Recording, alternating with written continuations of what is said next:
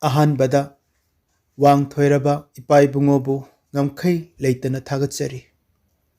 ꯑꯗꯨꯒ ꯅꯨꯡꯁꯤꯕꯤꯗꯨꯅ ꯑꯩꯒꯤ ꯑꯐꯕ ꯋꯥ ꯄꯥꯎ ꯑꯁꯤꯕꯨ ꯇꯥꯕꯤꯒꯗꯧꯔꯤꯕ ꯅꯨꯡꯁꯤꯔꯕ ꯏꯆꯤꯜ ꯏꯅꯥꯎꯁꯤꯡ, ꯑꯣꯖꯥꯁꯤꯡ, ꯑꯍꯟꯁꯤꯡ ꯄꯨꯝꯅꯃꯛꯄꯨ ꯑꯩꯅ ꯏꯀꯥꯏ ꯈꯨꯝꯅꯕ ꯎꯠꯆꯔꯤ꯫ ꯍꯧꯖꯤꯛꯇꯤ ꯏꯕꯨꯡꯉꯣꯒꯤ ꯑꯁꯦꯡꯕ ꯋꯥꯍꯩ ꯄꯥꯊꯣꯛꯆꯒꯦ, ꯑꯩꯈꯣꯏ ꯍꯥꯟꯅ ꯇꯥꯃꯤꯟꯅꯁꯤ꯫ ꯑꯩꯒꯤ ꯋꯥꯈꯜꯁꯤꯡ ꯑꯗꯨ ꯅꯈꯣꯏꯒꯤ ꯋꯥꯈꯜꯁꯤꯡ ꯅꯠꯇꯦ, ꯑꯗꯨꯒ ꯑꯩꯒꯤ ꯂꯝꯕꯤꯁꯤꯡ ꯑꯗꯨ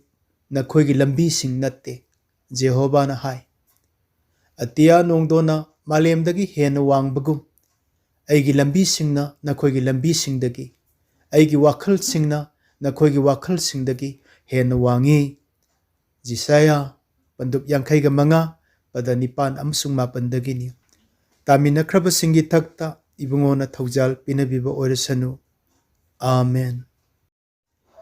ꯏꯕꯨꯡꯉꯣꯗ ꯑꯩꯈꯣꯏ ꯍꯥꯏꯖꯃꯤꯟꯅꯁꯤ꯫ ꯋꯥꯡꯊꯣꯏꯔꯕ ꯏꯄꯥ ꯏꯕꯨꯡꯉꯣ, ꯉꯁꯤꯁꯨ ꯃꯍꯧꯁꯥꯒꯨꯝ ꯅꯆꯥꯅ ꯅꯍꯥꯛꯀꯤ ꯑꯍꯤꯡꯕ ꯑꯐꯕ ꯋꯥ ꯄꯥꯎ ꯍꯥꯏꯗꯣꯛꯆꯅꯕ ꯏꯕꯨꯡꯉꯣꯒꯤ ꯃꯥꯡꯗ ꯂꯥꯛꯆꯔꯤ꯫ ꯊꯋꯥꯏ ꯑꯁꯦꯡꯕꯅ ꯄꯥꯡꯕꯤꯌꯨ, ꯑꯍꯤꯡꯕ ꯋꯥ ꯄꯥꯎ ꯑꯣꯏꯍꯟꯕꯤꯌꯨ꯫ ꯍꯧꯕꯗꯒꯤ ꯂꯣꯏꯕ ꯐꯥꯎꯕ ꯅꯆꯥꯕꯨ ꯂꯣꯏꯅꯕꯤꯌꯨ, ꯆꯤꯡꯕꯤꯌꯨ ꯍꯥꯏꯗꯨꯅ ꯏꯕꯨꯡꯉꯣꯒꯤ ꯅꯆꯥꯅꯤꯄꯥ ꯅꯨꯡꯁꯤꯊꯣꯏꯔꯕ ꯖꯤꯁꯨ ꯈ꯭ꯔꯤꯁꯇꯒꯤ ꯑꯊꯣꯏꯕ ꯃꯤꯡꯂꯦꯟ ꯁꯣꯟꯗꯨꯅ ꯅꯤꯖꯔꯤ꯫ ꯑꯥꯃꯦꯟ꯫ ꯉꯁꯤꯒꯤ ꯁꯔꯃꯟ ꯑꯁꯤꯒꯤ ꯃꯃꯤꯡ ꯇꯥꯏꯇꯜ ꯑꯁꯤꯗꯤ ꯑꯩ ꯀꯔꯤꯒꯤ ꯇꯥꯏꯕꯪꯄꯥꯟ ꯑꯁꯤꯗ ꯂꯩꯔꯤꯕꯅꯣ? ꯏꯪꯂꯤꯁꯇꯗꯤ Why am I here ꯍꯥꯏꯅ ꯊꯝꯖꯒꯦ꯫ ꯑꯐꯕ ꯋꯥ ꯄꯥꯎ ꯑꯁꯤ ꯍꯧꯖꯗ꯭ꯔꯤꯉꯩꯗ ꯑꯩꯅ ꯁꯟꯗꯣꯛꯆꯒꯗꯕ ꯄꯣꯏꯟꯠꯁꯤꯡ ꯑꯗꯣ ꯁꯝꯂꯞꯅ ꯑꯃꯨꯛꯇꯪ ꯍꯥꯏꯖꯒꯦ꯫ ꯑꯍꯥꯟꯕꯗ ꯑꯩꯈꯣꯏꯅ ꯍꯔꯥꯎꯅ ꯏꯁꯣꯔ ꯊꯥꯒꯠꯃꯤꯟꯅꯕ, ꯈꯨꯔꯨꯝꯃꯤꯟꯅꯕ ꯅꯤꯡꯅꯁꯪꯗ ꯑꯩꯈꯣꯏꯅ ꯊꯥꯒꯠ ꯏꯁꯩ ꯁꯛꯆꯕ ꯃꯇꯝꯗ ꯏꯕꯨꯡꯉꯣꯁꯦ ꯑꯩꯈꯣꯏꯒꯤ ꯏꯔꯛꯇ ꯅꯛꯅ ꯂꯩ ꯍꯥꯏꯅ ꯐꯤꯜ ꯇꯧꯖꯩ, ꯐꯥꯎꯖꯩ꯫ ꯑꯗꯨꯕꯨ ꯑꯩꯈꯣꯏꯅ ꯌꯨꯝꯗ ꯍꯜꯂꯛꯂꯕ ꯃꯇꯝ, ꯑꯩꯈꯣꯏꯅ ꯄꯨꯟꯁꯤꯒꯤ ꯁꯤꯟꯊꯥ ꯄꯥꯡꯊꯣꯛꯄ ꯃꯇꯝ, ꯄꯨꯟꯁꯤꯒꯤ ꯈꯨꯗꯣꯡꯊꯤꯕ ꯃꯇꯝ ꯂꯥꯛꯄꯗꯗꯤ ꯅꯛꯅ ꯂꯩ ꯍꯥꯏꯅ ꯈꯜꯂꯝꯕ ꯏꯁꯣꯔꯗꯣ ꯂꯥꯞꯅ ꯂꯩꯈ꯭ꯔꯕꯒꯨꯝ ꯍꯦꯛ ꯍꯦꯛ ꯐꯥꯎꯔꯛꯏ꯫ ꯍꯥꯏꯐꯝ ꯇꯧꯐꯝ ꯈꯪꯗꯅ ꯋꯥꯈꯜꯁꯦ ꯍꯦꯛ ꯍꯦꯛ ꯋꯥꯕ ꯐꯥꯎꯔꯛꯏ꯫ ꯃꯁꯤ ꯀꯔꯤꯒꯤꯅꯣ ꯍꯥꯏꯕꯒꯤ ꯃꯇꯥꯡꯗ ꯍꯥꯏꯗꯣꯛꯆꯒꯦ꯫ ꯑꯗꯨꯒ ꯑꯅꯤꯁꯨꯕ ꯑꯗꯨꯅ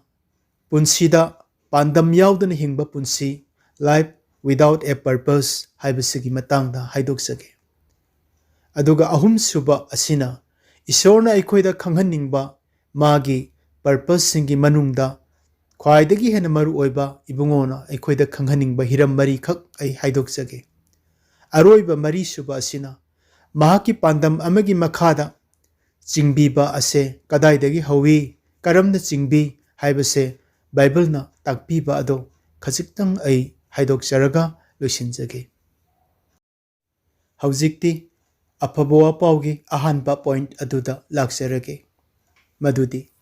ꯄꯨꯟꯁꯤꯒꯤ ꯈꯨꯗꯣꯡꯊꯤꯔꯕ ꯃꯇꯝꯗ ꯏꯁꯣꯔꯁꯦ ꯂꯥꯞꯅ ꯂꯩꯈ꯭ꯔꯕꯒꯨꯝ ꯄꯨꯛꯅꯤꯡ ꯅꯨꯡꯁꯤꯕ ꯍꯦꯛ ꯍꯦꯛ ꯐꯥꯎꯔꯛꯂꯤꯕ ꯀꯔꯤꯒꯤꯅꯣ? ꯏꯪꯂꯤꯁꯇꯗꯤ Why God seems to be far away. ꯃꯁꯤꯒꯤ ꯃꯇꯥꯡꯗ ꯑꯩ ꯇꯦꯜꯂꯞꯅ ꯍꯥꯏꯖꯒꯦ꯫ ꯀ꯭ꯂꯤꯌꯥꯔꯗꯤ ꯑꯣꯏꯔꯣꯏ, ꯃꯇꯝ ꯂꯩꯖꯗꯕꯅꯤꯅ ꯄꯣꯏꯟꯠꯗꯪ ꯍꯥꯏꯖꯒꯦ꯫ ꯑꯩꯈꯣꯏꯅ ꯆꯔꯆꯇ ꯄꯨꯟꯅ ꯏꯁꯣꯔꯕꯨ ꯊꯥꯒꯠꯃꯤꯟꯅꯕ, ꯍꯥꯏꯖꯃꯤꯟꯅꯕ, ꯈꯨꯔꯨꯝꯃꯤꯟꯅꯕ, ꯋꯥꯄꯥꯎ ꯇꯥꯃꯤꯟꯅꯕ, ꯑꯗꯨꯒ ꯄ꯭ꯔꯚꯨꯒꯤ ꯍꯥꯏꯖꯕ ꯂꯩꯃꯤꯟꯅꯕ ꯃꯇꯝꯗꯗꯤꯅꯦ ꯏꯁꯣꯔꯁꯦ ꯑꯩꯈꯣꯏꯒꯤ ꯏꯔꯛꯇ ꯂꯩꯕꯤ ꯍꯥꯏꯕꯁꯦ ꯐꯤꯜ ꯇꯧꯏ꯫ ꯃꯍꯥꯛꯅ ꯑꯩꯈꯣꯏꯕꯨ ꯆꯤꯡꯕꯤ, ꯂꯣꯏꯅꯕꯤ, ꯑꯩꯈꯣꯏꯒꯤ ꯏꯔꯛꯇ ꯌꯥꯎꯕꯤꯔꯤ ꯍꯥꯏꯕꯁꯦ ꯑꯩꯈꯣꯏꯅ ꯁꯦꯡꯅ ꯐꯤꯜ ꯇꯧꯏ, ꯐꯥꯎꯏ꯫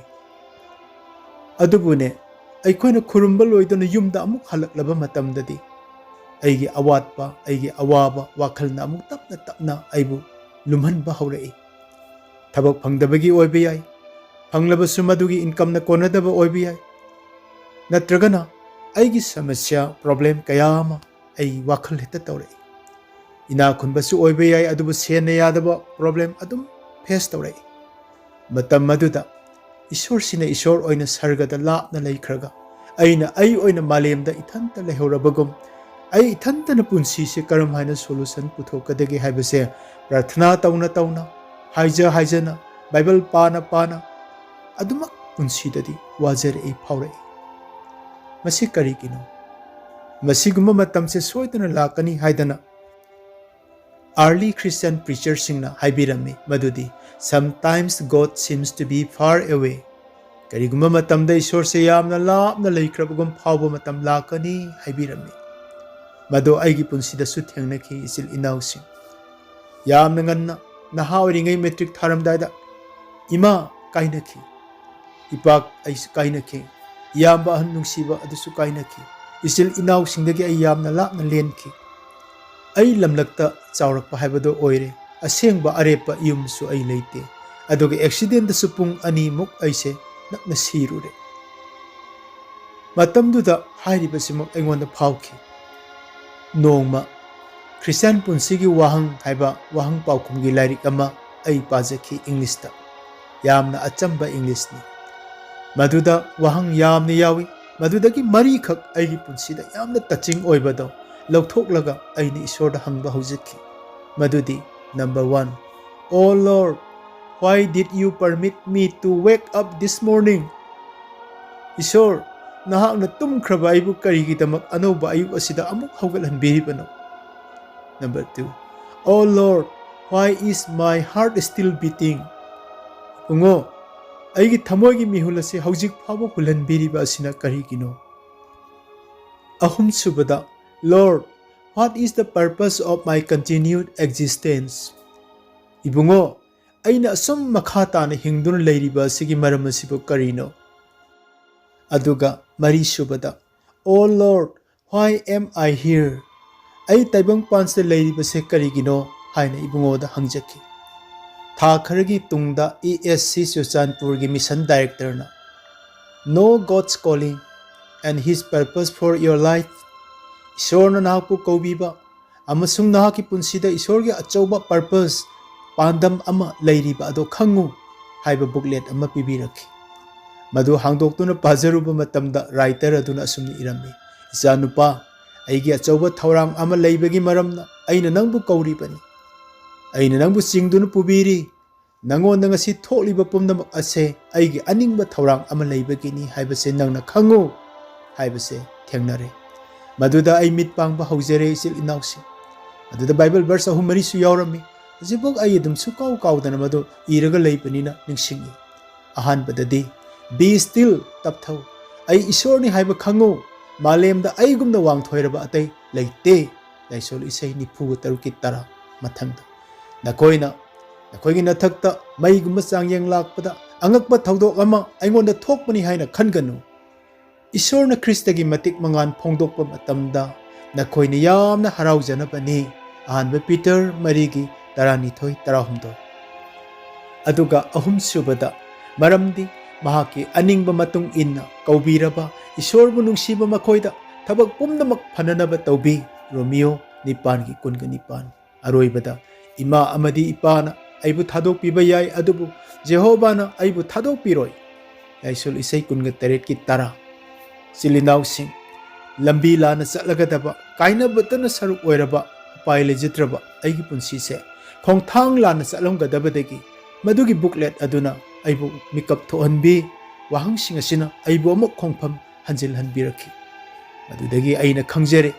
ꯇꯝꯊꯤꯕ ꯑꯋꯥꯕ ꯃꯇꯝꯗꯁꯨ ꯏꯁꯣꯔꯅ ꯑꯩꯉꯣꯟꯗꯒꯤ ꯈꯛ ꯂꯥꯞꯅ ꯂꯩꯇꯦ꯫ ꯃꯥꯅ ꯑꯩꯕꯨ ꯑꯗꯨꯃꯛ ꯂꯣꯏꯅꯕꯤ꯫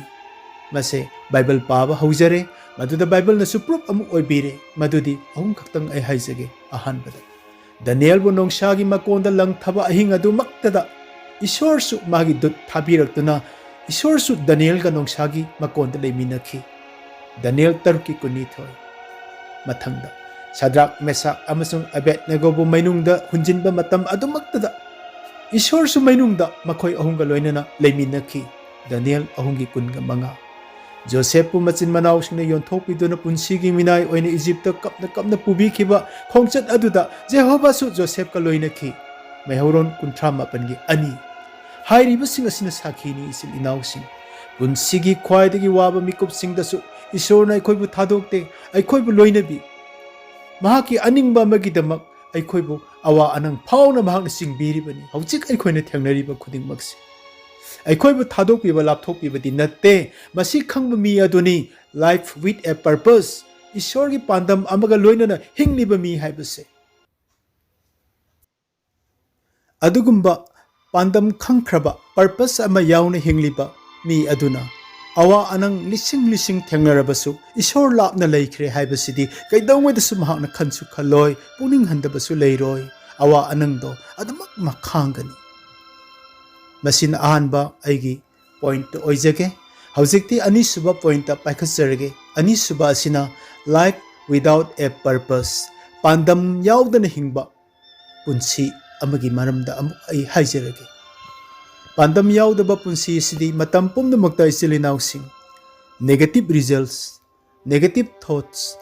अफबसु फत्तब ओंथोरकनी फत्तब ngakta खनबा हाइनरकनी मी यंगकनी माक इंगथना लेबसु अमगमलोय मरमदी महाक पांदम याउदबा पुंसी अमनी मधुगी प्रूफती बाइबल दे यावरी मधुदी किंग सोलोमन नि Solomon had wealth more than he could spend Solomon गी लन थुमदी महाकना सिजिनबा ngambagi changdagi yamna hena lei Ningthou सिंग लोइपोट काबदा चाही अमदा सना किलो लिसिंग 19 गा चामगा 15 से काय चाही निफु मान मदु खोमजेलमी पुन्ना सना किलो लाख 8 लिसिंग 15 मान खोमजिनखी आहान बनिंगथौरोल तरागी 13 दा उबो फंगे मालेम गी लेबाक अमतदा महाका मानना सना लेरमदे आहान बनिंगथौरोन तरागी 10 मागी फंबालदसु समू मयाना साबनी मदुदा सना ने योंखी आहान बनिंगथौरोल तरागी 19 दा अखोइन उबो fungi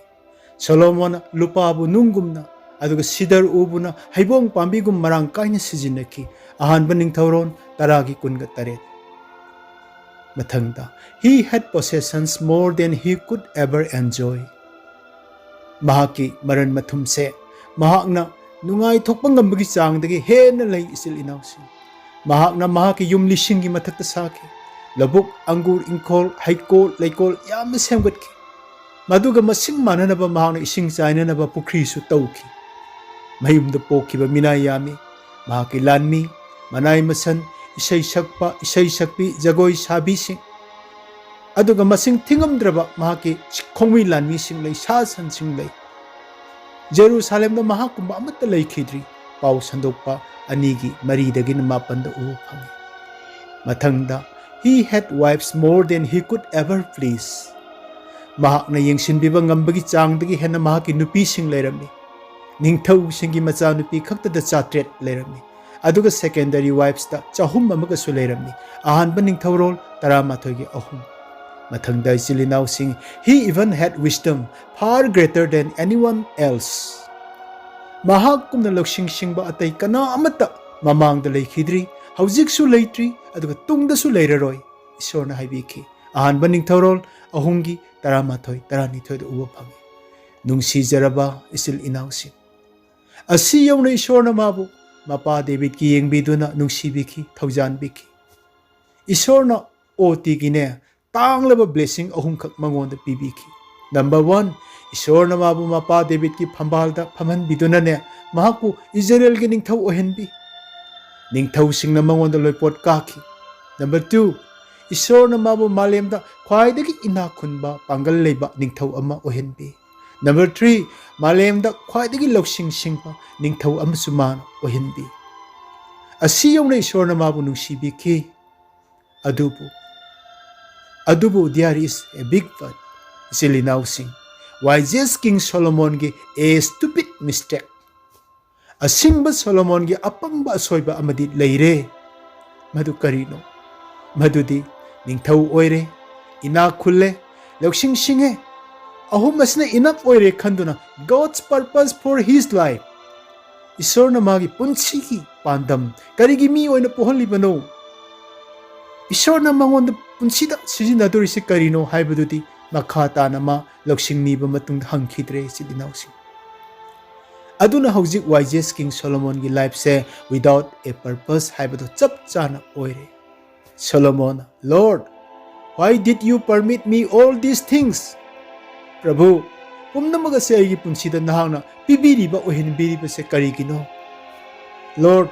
what do I need to do next प्रभु मसिगी मतुंग तारपा नेक्स्ट स्टेप ता आई हौजिक करि तौजो हाइबगी हैना मपा देवी न हंगबगु माना अमुक हन ईश्वर हंखिदे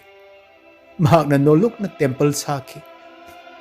महाकना नोलुकना ईश्वर मधु कथोक सखी महाकी टेम्पल कथोक डेडिकेशन निमित्त महाकी प्रार्थना दो ईश्वर ने याम पेनबीखी अदुबु मदु लास्टिंग ओइखिद्रे मरमदी लाइफ विदाउट ए पर्पस ओइरबनिना ईश्वर न पीना पीबा तांगलबा विजडम अदो माने ह्यूमन विजडम ओइना सिजिनख्रे अदुना मरम ओइदुना महाकी थबक खुदिंगमक फत्तबा negative results negative thoughts ngakta ओइरके महाकी निंगथौ फंबाल महाकी लौसिंग महाकी लंथुम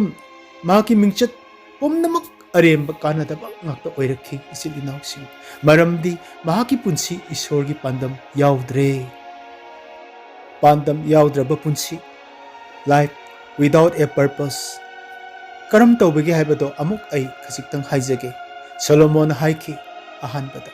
पुंसी से अरेंबनी अरेंबगी अरेंब ngaktani life is useless all useless meaningless utterly meaningless everything is meaningless haina mana lauthoki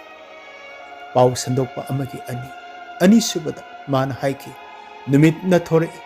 aduga amuk taki mirol ama chatki mirol ama amuk lai adubu malemdi hanagumna adumak lei ahongba leite masigi arthadi numina thorokpada aigi asa porokte numina takhibada aigi awabdu pubikhide mirol ama chatki adubu aigi maichakti pukhide mirol ama lai adubu aigi anoba ahongba asadi porokte lep leitana chatliba matamgi khongchat ase aigi phamdadi kanadana chatliba merry go round gumbani cycle of futility ni haina mana haijaki merry go round na mi kanabasu anoba lamamada puduna chatte mangonda tongba khudimak leiraga hanagi kakhiba mafamda adumak kumakani hanjin leituna lei aigi punsisu adugumbani haina mana haijaki pau sandokpa amagi ahumdagina taret phawa solomon gi punsi awabana thanki madu chinbana haidokpada phongdokpa ngamde haina machinna phongdokchai pau sandokpa amagi nipan pandam yaudaba magi punsi apenba leikhide pau sandokpa amagi nipan pandam yaudaba punsi di tungi miro na suningsing biroi haina mana lauthoki pau sandokpa amagi taraga mathoi aigi nungsijaraba isil inausi adom punsigi wahang hangbibra punsigi pandam ado karigino poklibase ai haujik leiriba phihum ase karigino hangjaba mi amara natraga solomon gumna aidi income laksare aidi nade aidi ai nungaina leiri haidana karimta wahang hangdaba mi ama oibiribra aroibada mado amangbagi amangba ngakta oirakani ningba kairaga loigani are you a white person aini hingliba sibo karigino haini isorda hangjaba mi ama adom oibirabara are you a what person ai punsi stay pagya ningbado karino haina hangjaba mi ama adom oibirabara are you a how person aina haujik oiriba phibam ase ibungogi karamba thaurang no haina hangjaba mi ama adom oibirabara isorda hangbiyo mi amamamgi punsigi personal purpose amamam isorda lottuna lei nangi maram aigi maram magi maram isorda lottuna lei karigi isorna aikhogi punsigi purpose se personal purpose se lottuna thambiriba karigino madudi it is the glory of God to keep a thing secret but the glory of kings is to search out a matter hiram ama lottuna thambase isorgi matik mangani aduga hiram ama thidokpa asina ningthau singi matik mangani pawro kun mangagi ani aikoi ibungogi ningthau amasung purohit singni English study you are priests and kings 1 Peter 2:9 BBE version nahak ningthauni aduga purohit suni thidokpa ase aikhoigi ithau oire isagi punsigi pandam thijaba ase aikhoigi ithauni isil inausing prabhu jisu na so haibirami thijau nakhoi na phangjagani mathi taret ki taret isor naibu karigi damakta kaubibano haibasigi maram khangba matam adu khaktada aikoi ni isor gi matik mangal se glorify taugadoribani chahungadoribani isor gi purpose khangba mi amattana awa anagi matamda isor se lamna leikhibagumna pawning da feel tawba khak leiroi phauroi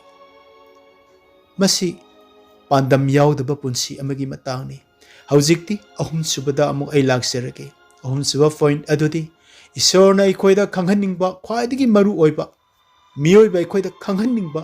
purpose singi manungda hiram mari khaktang ai lawthoga haijage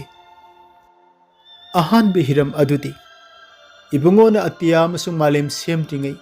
मियोइबा अखोइगी purpose हाना सेमबिखी हाइबसे ईश्वरना अखोइदा खंगहन्निंगी माना अखोइबु नुंसीबिखिबा असेंगबा अमसुंग अमक्पा लेतबा ओइनबा अखोइबु खंदोकपिबा मतम अदुदा अत्या मालेम असि सेमद्रि माना अखोइबु मागी योक्चबा मचा ओइनबा थौरांग लांगबिबा लोइरबा मतुंग अखोइगी पर्पस अदो वाखल तौबिरबा मतुंगदा इबुंगोना कोना अत्या मालेम असि सेमखि एफिसा अमगी मरी मंगादा उबा फंगी चिलिनाउसिंग अखोइ इना खुनबा ओइबा याय लाइरबसु ओइबा याय युम लेजदबा ओइबा याय यामना तोनबा मिसु ओइबा याय अदुबु अखोइ ईश्वरगी अंगकपा गुणसिंग अदो मीसिंगदा हाइदोकननबा महाकी खंगतपा सागै निंगथौगी पुरोहित असेंगबा जाति अमसुंग महाक मसामकी मीसिंगनि हाइबसे अखोइना खंगबा सि ईश्वरना पामी अहानबा पीटर अनिगी मापन इबुंगोना अखोइदा खंगहन्निंगबा अनिसुबा पॉइंट अदुदी हिरम अदुदी अखोइना अखोइगी इमा इपाबु मयेक सेंगना खंगबगु अखोइना सर्गगी इपा ईश्वरबुसु अईगी इपानी हाइबसे मयेक सेंगना खंगबसे ईश्वरना पामी पदा अमा अनिदंग पाथोकसगे इबुंगोना हाय तबथौ अई ईश्वरनी हाइबा खंगु मालेमदा अईगुमदा वांगथोइरबा अतै लैते लाइसोल इसै दिफु तरुकी तरा खंगु अई ईश्वरनी हाइबसे खंगु अई मुक वांगथोइबा लैत्रे हाइबसे खंगु मसी खंगबसे ईश्वरना पामी इबुंगो जीसु ख्रिस्तबु उरबा अखोइ खुदिंगमंगना इपा ईश्वरबु उरबनी हाइबसे ईश्वरना अखोइदा सुकाउ काउदना निक्सिंग हन्निंगी जोहन 13 मापन ngasi अखोइने ईश्वरगी मचा ओइजरिबसे ईदगिसु हक्चांगी निंगबदगिसु मियोइबगी निंगबदगिसु पोखिबा नत्ते अदुबु ईश्वरदगी पोखिबनी जोहन अमगी 12 दा उबा फंगी अदुना अखोइ ईश्वरगी मचा सिंगनी अखोइ ईश्वरगी फैमिलीनी मसीगी मतंगदा आई पाथोकसगे तामिनसे हौजिक नखोइ अमुक खना मिटोप अमसुंग मिरैबाक मचासिंग ओइद्रे अदुबु नखोइदी हौजिक असेंगबा सिंगा लोइनना सर्गगी नागरिक अमसुंग ईश्वरगी इमुंग द फैमिली ऑफ गॉड ओइरे एफिसा अनिगी 18 ngasi अखोइदा थोकलिबा थौदोक खुदिंगमा ईश्वरना अखोइगी फननबा थौरांग पर्पस सिनबिबा ngaktani रोमियो निपानगी कुनगनी पान मसे अखोइना काउबा यादे ईश्वरना निसिंग हनिंगबा हिरमने अहुम सुबा हिरम अदुदी अखोइ ईश्वरगी family God's household oikraba singna Christagi matau loba Christ like oiba se ibungona yamna aikoida pami madugi padasu ai pathoksage maram maduna ishorgi achanba macha singumna nakoina ishorgi matau loba sing oibiyu episa mangagi ama ishorgi matau loba haibase ahanba John 2:3 sengna takpiri madudi kanagumma mina ai Jisuda lei hairabadi ibungona salambagumna mahakna su chatpa tare अहानबा जोहन 2:3 अदो ओइरबदी इबुंगोना चलंबादो करिनो मदो हिंगबगी लाइरिकता ईदुनु ले माना चलंबगुम चटपा हाइबसे करिनो करम चटकदबनो Hiram यामी मदुगी मनुंगदा ख्वाइदगी मरु ओइबा दुदी इबुंगोबु पिथोकदबा अहिंग अदुदा इबुंगोना सेबोकसिंगा चारा चारंबदगी हौगतले अदुगा अचोनबा फी थमदुना तावेल अमा लौरगा महाकी ख्वांगदी यसिल्ले इबुंगोना खुदेंग अमा इसिंग हैरगा सेबोकसिंगी मखोंग चामथोकपिरगा तावेल अदुना मखोगी मखोंग तैथोकपिखि जोहन 13 अमदगी नमंगा बसे महाकी थबकसिंगी मनुंगदा अखोई खुदिंगमकना तौबा ngamba ख्रिस्तगी लमचत अमनी इबुंगोगी मतौ अमनी मसे अखोइदे इबुंगोना यामना खंगहनिंगबा अहुम सुबे हिरमनी मरी सुबा ईश्वरना अखोइदा खंगहनिंगबा हिरम अदुदी स्पिरिचुअल ऑर्फन सिंगदा नखोई स्पिरिचुअल ऑर्फन नत्ते हाइना अखोइना ताकपीबा से ईश्वरना अखोइदगी पामी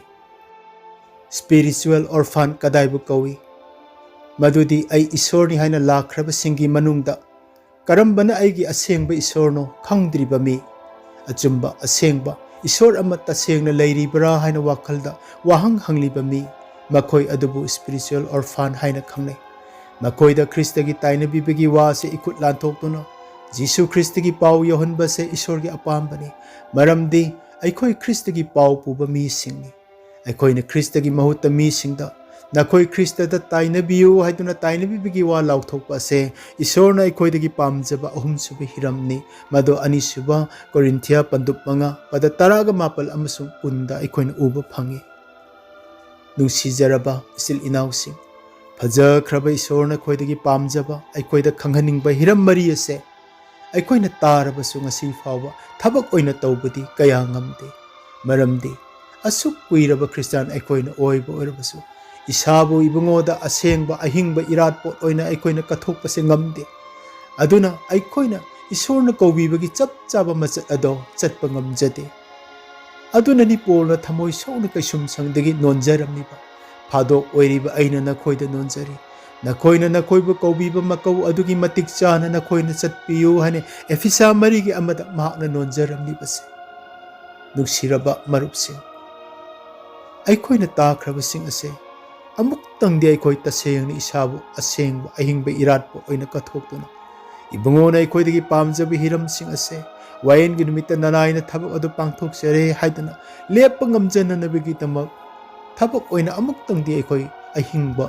ꯏꯁꯣꯔꯒꯤ ꯁꯥꯈꯤ ꯄꯤꯕ ꯃꯤ ꯑꯣꯏꯅꯅꯕ ꯑꯍꯣꯡꯕ ꯑꯃꯃꯝꯗꯤ ꯄꯨꯔꯛꯂꯁꯤ꯫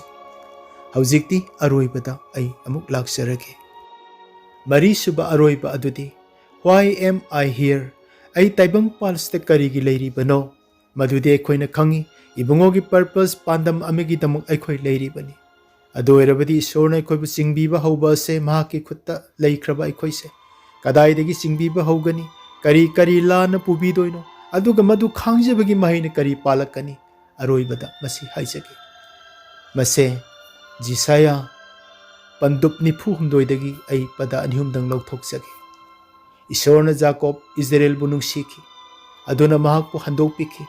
ꯏꯁꯣꯔꯅ ꯍꯥꯏ, ꯑꯩꯅ ꯅꯍꯥꯛꯄꯨ ꯅꯃꯤꯡ ꯄꯟꯗꯨꯅ ꯀꯧꯔꯦ, ꯀꯤꯒꯅꯨ ꯅꯍꯥꯛ ꯑꯩꯒꯤꯅꯤ꯫ ꯚꯔꯁ 1꯫ ꯏꯁꯣꯔꯅ ꯃꯤꯡ ꯄꯟꯗꯨꯅ ꯀꯧꯔꯦ, ꯍꯟꯗꯣꯛꯄꯤꯔꯦ, ꯅꯨꯡꯁꯤꯕꯤꯔꯦ ꯍꯥꯏꯕꯁꯦ ꯏꯁꯥ ꯏꯁꯥꯗ ꯄꯥꯟꯁꯤꯜꯂꯁꯤ ꯍꯧꯖꯤꯛ ꯖꯥꯀꯣꯕꯀꯤ ꯃꯇꯝ ꯅꯠꯇꯦ, ꯑꯩꯈꯣꯏꯕꯨꯅꯤ꯫ ꯑꯩꯈꯣꯏꯕꯨ ꯚꯔꯁ 1 ꯑꯁꯤꯗ ꯅꯨꯡꯁꯤꯕꯤꯈ꯭ꯔꯦ, ꯀꯟꯕꯤꯔꯦ, ꯑꯩꯈꯣꯏꯕꯨ ꯍꯟꯗꯣꯛꯄꯤꯈ꯭ꯔꯦ꯫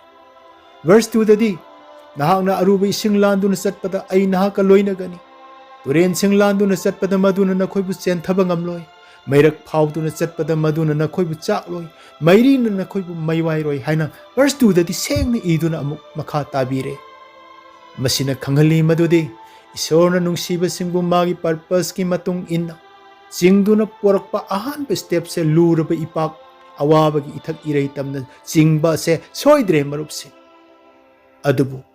ꯃꯗꯨꯅ ꯑꯩꯈꯣꯏꯕు ꯆꯦꯟꯊꯕꯗꯤ ꯉꯝꯂꯣꯏ ꯍꯥꯏꯅ ꯏꯁꯣꯔꯅ ꯇꯥꯛꯄꯤ꯫ ꯃꯔꯝꯗꯤ ꯃꯥꯅ ꯑꯩꯈꯣꯏꯕꯨ ꯂꯣꯏꯅꯕꯤꯒꯅꯤ ꯍꯥꯏꯕꯁꯦ ꯚꯔꯁ 2ꯒꯤ 2nd ꯂꯥꯏꯟꯗ ꯎꯕ ꯐꯪꯏ꯫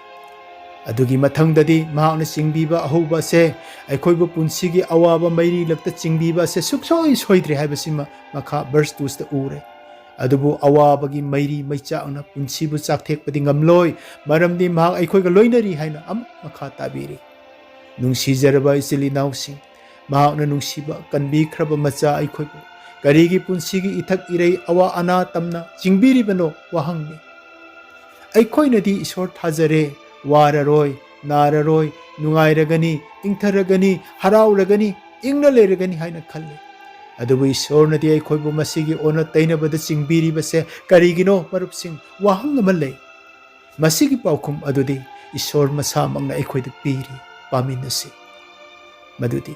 ꯑꯩꯒꯤ ꯋꯥꯈꯜꯁꯤꯡꯒ ꯅꯈꯣꯏꯒꯤ ꯋꯥꯈꯜꯒ ꯃꯥꯟꯅꯗꯦ, ꯅꯈꯣꯏꯒꯤ ꯂꯝꯕꯤꯁꯤꯡ ꯑꯗꯨꯒ ꯑꯩꯒꯤ ꯂꯝꯕꯤꯁꯤꯡꯒ ꯃꯥꯟꯅꯗꯦ꯫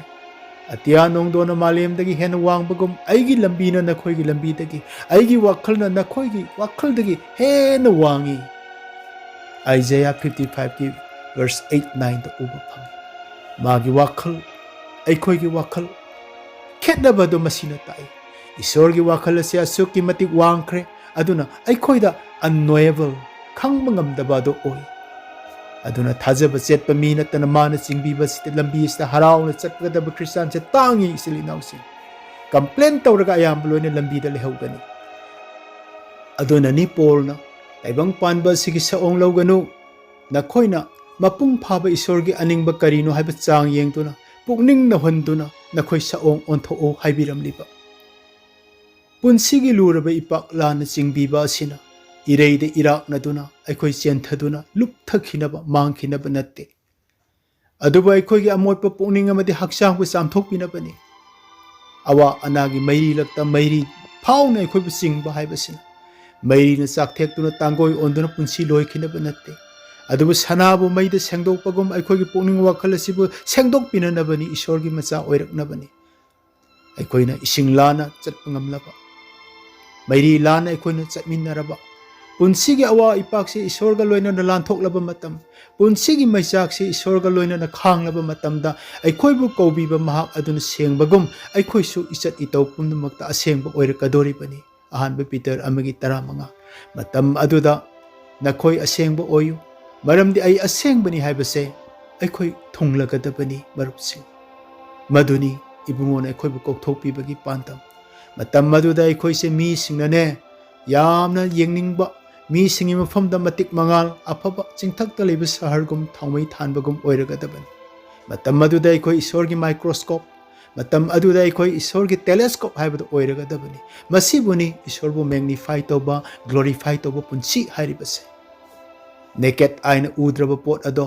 ꯃꯥꯏꯀ꯭ꯔꯣꯁꯀꯣꯞꯇ ꯌꯦꯡꯕ ꯃꯇꯝꯗꯗꯤ ꯀꯌꯥ ꯆꯥꯎꯅ ꯎꯔꯤꯕ ꯖꯥꯝꯁ ꯑꯣꯏꯔꯕꯁꯨ, ꯄꯤꯛꯅ ꯎꯔꯤꯕ ꯒ꯭ꯔꯍꯁꯤꯡ ꯑꯁꯦ ꯀꯅꯥꯒꯨꯝꯕꯅ ꯇꯦꯂꯦꯁꯀꯣꯞꯇ ꯌꯦꯡꯕ ꯃꯇꯝꯗꯗꯤ ꯑꯦꯛꯖꯦꯛ ꯁꯥꯏꯖꯒꯨꯝꯅ ꯀꯌꯥꯗ ꯆꯥꯎꯅ ꯁꯦꯡꯅ ꯎꯔꯤꯕ, ꯅꯦꯀꯦꯠ ꯑꯥꯏꯅ ꯎꯕ ꯐꯪꯗꯕ ꯄꯣꯠ ꯑꯗꯣ ꯃꯥꯏꯀ꯭ꯔꯣꯁꯀꯣꯞꯇꯗꯤ ꯆꯥꯎꯅ ꯎꯍꯟꯕꯒꯨꯝ,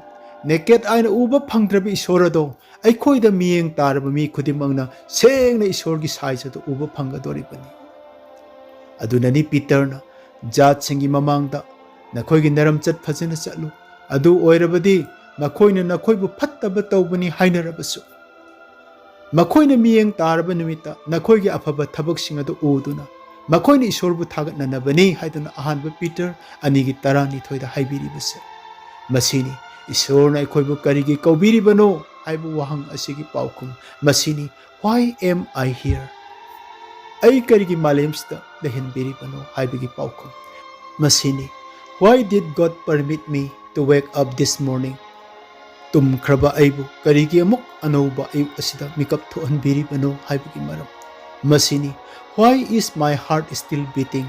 ꯀꯔꯤꯒꯤ ꯑꯩꯒꯤ ꯊꯃꯣꯏꯅ ꯍꯧꯖꯤꯛ ꯐꯥꯎꯕ ꯃꯤꯍꯨꯜ ꯑꯁꯤ ꯆꯨꯝꯅ ꯍꯨꯟꯗꯨꯅ ꯂꯩꯔꯤꯕꯅꯣ ꯍꯥꯏꯕꯒꯤ ꯃꯔꯝ꯫ ꯃꯁꯤꯅꯤ "What is the purpose of my continued existence?" ꯀꯔꯤꯒꯤ ꯑꯩ ꯍꯤꯡꯗꯨꯅ ꯁꯨꯝ ꯂꯩꯔꯤꯕꯅꯣ ꯍꯥꯏꯕꯒꯤ ꯃꯔꯝ ꯑꯗꯣ꯫ ꯃꯁꯤꯅꯤ ꯏꯆꯤꯜ ꯏꯅꯥꯎꯁꯤꯡ "Why am I here?" ꯀꯔꯤꯒꯤ ꯇꯥꯏꯕꯪ ꯄꯥꯟꯕꯗ ꯑꯩ ꯂꯩꯔꯤꯕꯅꯣ? ꯂꯧꯁꯤꯡ ꯁꯤꯡꯕ ꯁꯣꯂꯣꯃꯣꯟ ꯄꯨꯟꯁꯤꯒꯤ ꯄꯥꯟꯗꯝꯗꯤ ꯈꯪꯈꯤꯗꯦ, ꯄꯥꯟꯗꯝ ꯌꯥꯎꯗꯕ ꯄꯨꯟꯁꯤ ꯑꯣꯏꯈꯤ꯫ ꯃꯗꯨꯒꯤ ꯃꯍꯩ ꯄꯣꯂꯣꯏꯗ ꯄꯨꯝꯅꯃꯛ ꯑꯔꯦꯝꯕ ꯉꯥꯛꯇꯅꯤ, ꯅꯨꯡꯁꯤꯠꯄꯨ ꯐꯥꯒꯦ ꯇꯥꯅꯕꯅꯤ ꯇꯦꯡꯊꯥꯖꯈꯤ꯫ ꯏꯁꯣꯔ ꯀꯤꯕ ꯖꯣꯕ ꯄꯨꯟꯁꯤꯒꯤ ꯄꯥꯟꯗꯝ ꯈꯪꯈꯤꯗꯦ,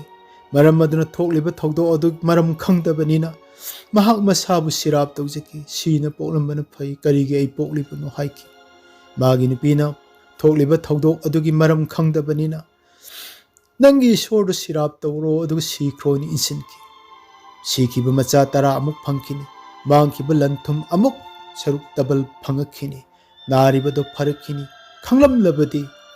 ꯀꯔꯤꯒꯤꯗꯃꯛ ꯃꯁꯥꯕꯨ ꯁꯤꯔꯥꯞ ꯇꯧꯔꯝꯒꯗꯣꯏꯅꯣ? ꯃꯥꯒꯤ ꯅꯨꯄꯤꯅ ꯀꯩꯗꯧꯉꯩꯗꯁꯨ ꯏꯁꯣꯔ ꯁꯤꯔꯥꯞ ꯇꯧ ꯍꯥꯏꯅ insinꯂꯝꯂꯣꯏ꯫ ꯈꯪꯗꯕꯒꯤꯅꯤ ꯏꯆꯤꯜ ꯏꯅꯥꯎꯁꯤꯡ, ꯃꯔꯝꯗꯤ ꯃꯍꯥꯛꯀꯤ ꯃꯇꯝꯗ ꯃꯗꯨ ꯈꯪꯕ ꯌꯥꯕ ꯏꯁꯣꯔꯒꯤ ꯁꯥꯁꯇ꯭ꯔ ꯂꯥꯏꯔꯤꯛ ꯑꯃꯠꯇ ꯂꯩꯇꯦ,